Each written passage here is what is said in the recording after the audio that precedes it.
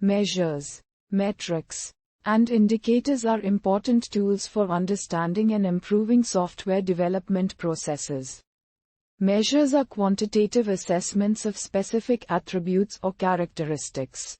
Metrics are standard measures that allow for comparisons across different entities. Indicators are metrics that provide information about a specific aspect of a system or process. Metrics can be used to measure a variety of aspects of software development, including the process and the project. Process metrics measure the effectiveness and efficiency of software development processes.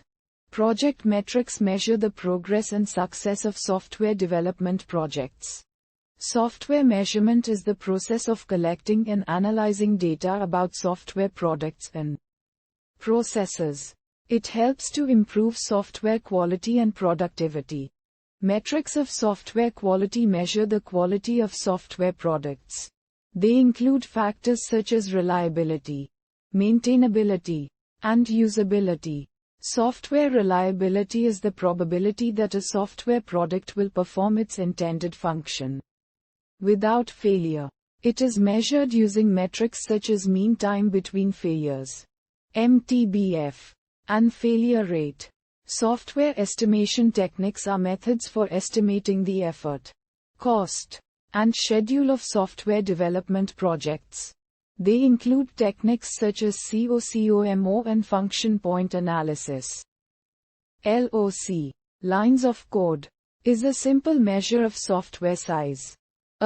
Function points is a more accurate measure of software size that takes into account the functionality of the software. Empirical models like COCOMO are mathematical models that are used to estimate the effort and cost of software development projects.